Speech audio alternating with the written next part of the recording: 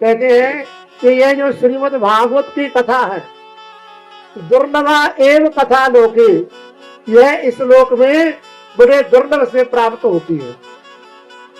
जब हमारे करोड़ों जन्मों के जो पुण्य है उनका उदय होता है, तब यह जो श्रीमद् भागवत की कथा है ये हमें श्रवण को मिलती है। आज हमारा जो गोविंद परिवार है उसकी तरफ से यह जो श्रीमद् भागवत की कथा का प्रायण हरि कृपा से करवाया जा रहा है। कहते हैं कि जब हमारे जो पाप हैं उनका क्षय होता है, उसका नाश होता है, उस समय यह जो श्रीमद् भागवत की कथा है तब श्रवण को मिलती है। जिस समय जो भगवान शंकर थे वे कैलाश पर बैठे हुए हैं, माता पार्वती ने प्रश्न किया कि महाराजा यह जो सुख सागर है, भगवान नारायण है, उनकी कोई चर्चा सुनाए, ऐसी कथा सुनाए जिससे मेरा जो अंतकरण है वह पवित्र हो जाए, शांत हो जाए। तो भगवान ने कहते हैं कि श्रीमद् जो भागवत की कथा थी ना, क्योंकि जो सुख सागर है, तोते के मुख से कहा हुआ जो शास्त्र है, ये कब प्रारंभ हुआ? पहले ये जो नारायण थे उन्होंने ब्रह्मा जी को सुनाई। उसके बाद ब्रह्मा जी ने अपने जो पुत्र थे सनत, सनंदन, सनातन और सनत कुमार, उनको सुनाई। सनत कुमारों ने नारद को सुनाई, और जो नारद जी थे उन्होंने वेद व्यास को इसका ज्ञान दिया। वेद व्यास जी ने जो भागवत थी वे सुखदेव जी को सुनाई, और सुखदेव जी इस कथा को आज परीक्षित को सुना रहे। कहते हैं कि जो कर्म अन्य जो सत्कर्म है उनसे प्राप्त नहीं होता, वह कर्म भागवत की कथा प्रायण करने से हो। तो भगवान शंकर पार्वती जी से जब कथा कहने लगे तो उन्होंने देखा कि ये अमर कथा है। अमर कथा, जो इस कथा का श्रवण करता है, मनो मध्य कृतम मंत्र, मंत्र मध्य कृतम मना, जब हमारे मन को हम एकाग्र करके उस पार ब्रह्म परमेश्वर में लगा देते हैं, यह जो मन है इसे बाह्य इंद्रिय से मोड़ करके केवल उस परमात्मा में संलीन कर लेते हैं, तब जो हमारी आत्मा है वह अमृत को प्राप्त होती है।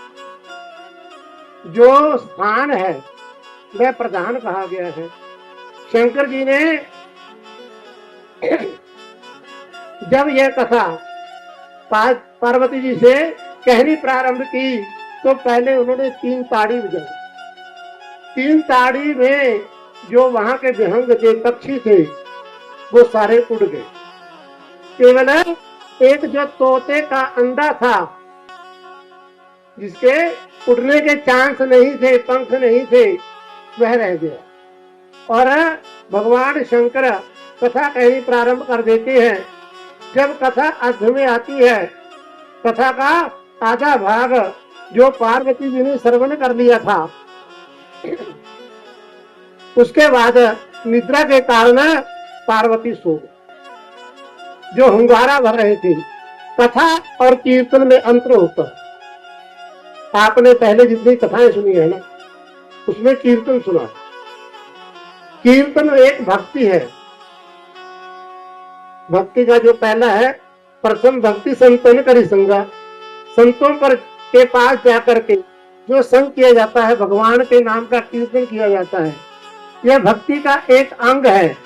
लेकिन जो कथा है वह प्रश्न और उत्तर की है। श्रीमद् भागवत की कथा में सुखदेव जी उत्तर देते हैं और राजा परीक्षित वहां पर प्रश्न करते हैं। जब तक वक्ता में और श्रोता में प्रश्न उत्तर ना हो तब तक कथा नहीं कही जाती। भगवान के नाम का संकीर्तन करना, मध्याह्ने कर्तव्या विश्रामम घटिका द्वयम, शास्त्र कहते हैं कि कथा के मध्य में अर्थात दोपहर के जो तीसरा अर्ध है, तीसरा पहर है, उसका आधा ग्राह्य है। उसके बीच में और कथा के प्रारंभ में जो 2 घड़ी आती है, 45 मिनट आते हैं, उसमें कीर्तन करना चाहिए। कथा में जो कीर्तन है उसका स्थान है, क्योंकि जो कथा का रस है वह अपना एक अलग है। जब अंतकरण में कथा बैठ जाए तो जो बाह्य ज्ञान है, बाह्य विकार है, वे सारे शांत हो जाते। अब जब जो तोता था उसने सोचा कि यदि भगवान को अंगूरा ना मिला तो जो कथा है वह बीच में रुक जाएगी। पार्वती जी सो गई अंगूरा भरते भरते, लेकिन उसके बाद जो तोता था उसने अंगूरा भरना प्रारंभ। सारी जो कथा थी वह सुखदेव जी ने सुन ली, क्योंकि सुख नाम है तोते का, और कथा सुनने के बाद जो अमृत को प्राप्त हुआ इसलिए देवता बन गए, उनका नाम बन गया सुखदेव। अब कथा सुनने के बाद जब शंकर जी ने देखा कि मेरी कथा तो पार्वती जी ने सुनी ही नहीं, तो किसने सुनी? ऊपर देखा तो एक भयंकर तोता बैठा हुआ था।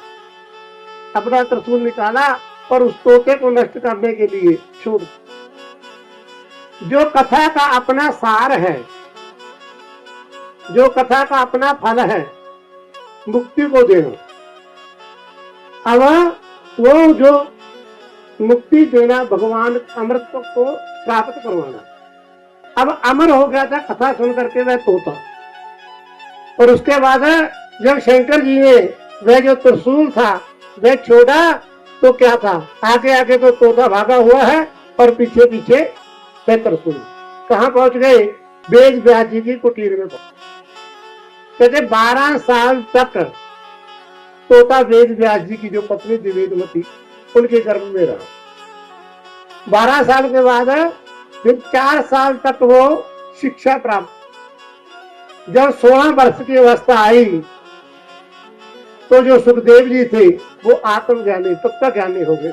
अपने अंतकरण को जिसने जान लिया, यम प्रवर्जन्तं अनुपेत कृत्यं द्वीपाणयो विरह पातराजुहाव पुत्रेदि तन्मयतया तरंगो विवेदु तम सर्वभूतो हृदयं मुनिमानतोस्मि।